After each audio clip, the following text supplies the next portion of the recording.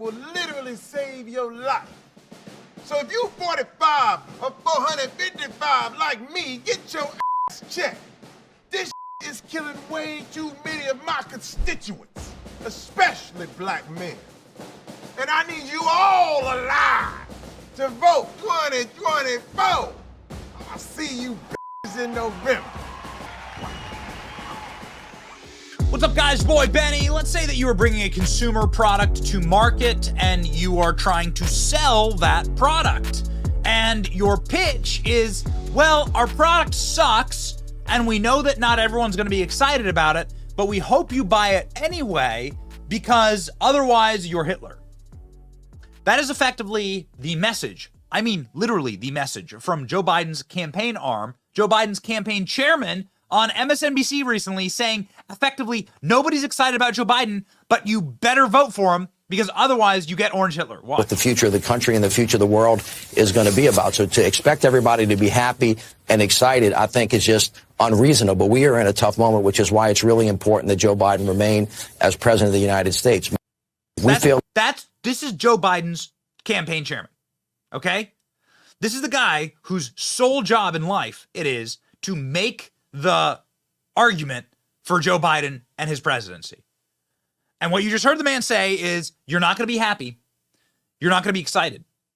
But you better do it. You better vote for Joe Biden. Right? That's pretty basic. So, Democrats aren't happy, actually.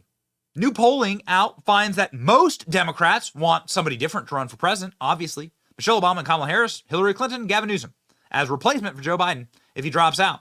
New poll reveals who Democrats want on the ticket, and they don't want Joe Biden to run. Ooh, boy. A lot of speculation, obviously, that the Biden ticket is collapsing in real time, that Joe Biden doesn't have the timber to actually win against Donald Trump. All polling showing that. Now you're starting to get some very interesting things happening when it comes to this person, but specifically the Obama orbit, right? So the Obama orbit is starting to really balkanize and say Joe Biden ain't it.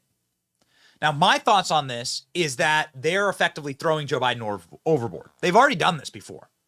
Barack Obama marched Joe Biden out into the Rose Garden to do a humiliation and say he's not running for president in 2016. I mean, Joe Biden is hated by Barack Obama. Barack Obama talks mad about Joe Biden, saying Joe Biden will f*** everything up. These are quotes from Barack Obama. And the people around Barack Obama who are, let's just call it what it is, whilst they may be evil, they are far more capable, and I would argue ran a much smarter and tighter ship than Joe Biden is running. Joe Biden is truly running the C and D teams, if they're even on the team at all. Joe Biden is staffed by absolute morons, and the entire country is humiliated by it.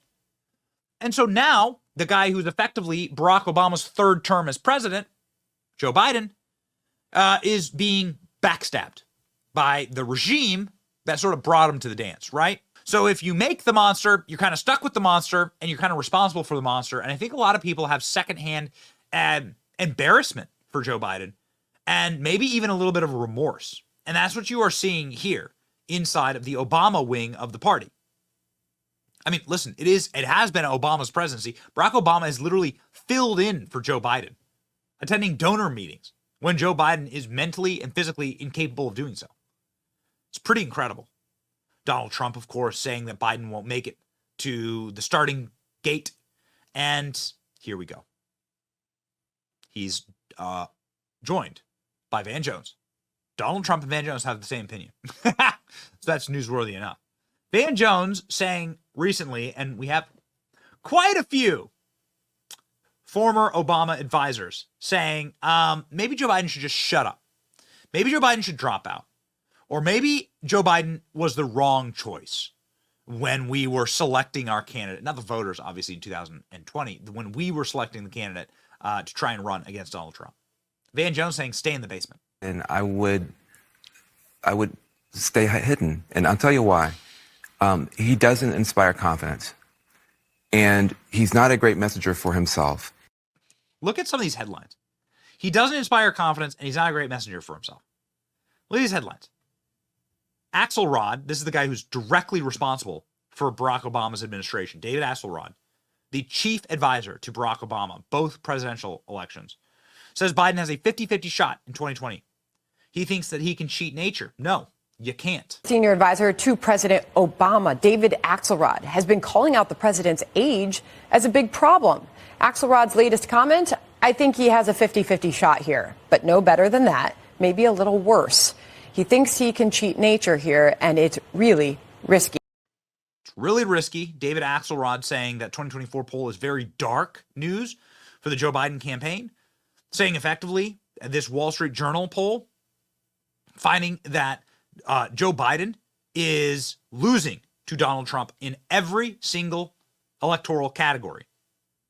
David Axelrod is effectively throwing in the towel, saying, like, you're beyond replacement level. You're polling outside the margins of fraud. He ought to think about it only because there are certain, I have no concerns about polls a year out. I mean, you have to look at them and analyze them and adjust. But I was in a situation as a strategist for Barack Obama in 2011 where we were facing some difficult polls. The one number in the polling that was concerning, and in the CNN poll that followed after the New York Times poll, had to do with age. And that's one thing you can't reverse. And no matter how effective Joe Biden is behind the scenes, in front of the camera, what he's projecting is causing people concerns, and that's worrisome. But Axelrod's also saying get going or get out of the race.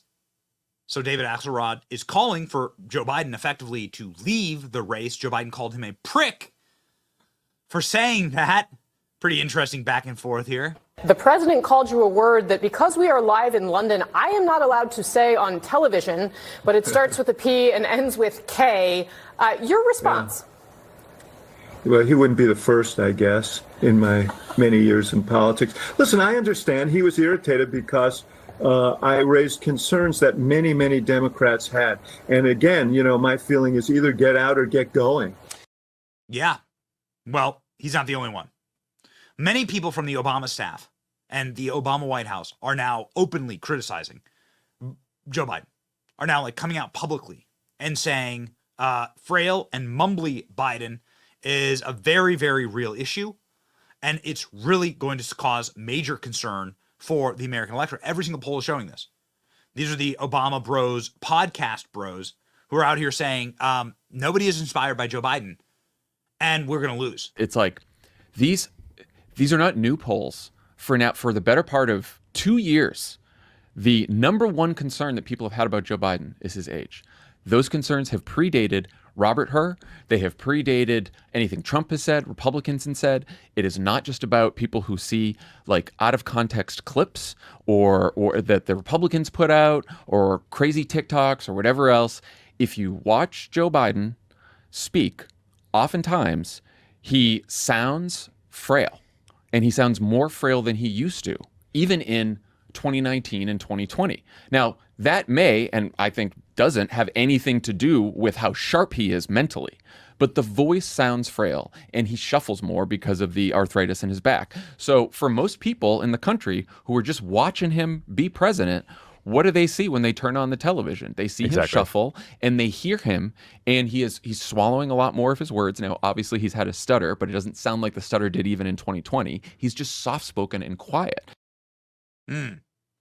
So the American public are tuning in to see Joe Biden, and they are seeing an old, frail, dementia-riddled man who is experiencing elder abuse because of his goblin vampire wife who wishes for power and his inability to drop out of the race because he needs to protect his family from prosecution because he's a crime lord.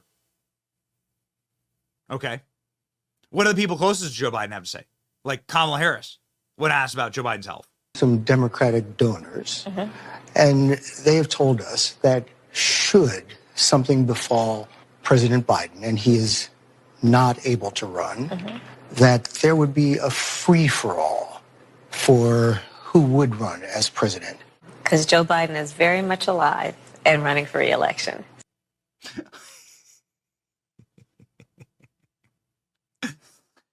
Joe Biden is alive. Isn't that a wonderful, true endorsement? A ringing from the rafters compliment to Joe Biden's leadership and ability to run the country, Joe Biden is simply alive, says his vice president. They seem to love each other so much. Vivek Ramaswamy is a smart guy. We did an interview with him recently, and Vivek said it's going to be Michelle. From what you just said right there, please, Democrats, I'm begging you, anyone watching or listening inside the DNC, run Hillary again, please. Please. I beg you, run the Hildebeest. I personally think it's going to be Michelle Obama. If I had to Really? guess. Yep. You think Michelle Obama? Yeah. And people say she doesn't want to run. She doesn't have any choice in the matter, really. Right? I mean, the idea that her choice actually matters, it doesn't matter. These people are puppets. They're pawns. Most of them are coin operated, indirectly or directly. And so that allows the donor class to play. I mean, Nikki Haley's the same thing. It's not just Democrats. But I think that the people who control their puppets know what they're doing. And they will pick the one that maximally sidesteps their Kamala Harris problem, while also maximizing their odds of pulling a short-term stint that rushes their puppet over the finish line. So if I had to pick today, I think that's who it's going to be. So Vivek has said multiple times he thinks it's going to be Michelle Obama. We want to state for the record, we have been playing a lot of David Axelrod clips here, that David Axelrod has said multiple times that Michelle Obama does not want to run for politics. She never wanted to run for politics, and it won't be Michelle Obama. But we'll see. I guess time will tell. Smarter people than us, like Joe Rogan, predicting the Democratic Party will effectively kick Joe Biden to the curb, and that he will be replaced as the 2024 nominee. And if you are to listen to people from a different camp, a camp that really desperately wanted to be in control of the White House again, the Clinton camp, a guy named Paul Begala, who is the chief speechwriter for Bill Clinton and was an architect of much of what Bill Clinton did during his tenure in the White House. Paul Begala is on here saying, yeah, we should all be terrified. And ending here, ladies and gentlemen, with a little extra salt from a different camp, the unification of the Obama and Clinton worlds through their fear of Joe Biden losing in 2024. Please enjoy. Please swing voters in the center. Well, how much Democratic bedwetting do you think there will be? I bring up the term everyone laughs. It's a term that is used. It's a political term of art, and it's used in Democratic big D politics. It's what people say about Democrats. I'm not saying anything that's offensive to Paul's, delicate ears. So how much of that will there be? And if you are the White House, how do you assuage said bedwetting? Oh, yeah. Look, I'm a Biden supporter. I slept like a baby last night. I woke up every 2 hours crying and went to bed. This is terrible for Democrats. And anybody with a functioning brain knows that. But here's what you do. Instead of calling a press conference saying, I really am sharp, you attack the other guy. Joe Biden gave the strategy in 2012. I remember he was vice president. And he said, don't compare us to the almighty, compare us to the alternative. So everything with Biden has to be not, I'm great, but the other guy's really damaging, dangerous, a threat. This is an unlovely, John's exactly right? This is going to be a really rough, ugly, unpleasant campaign.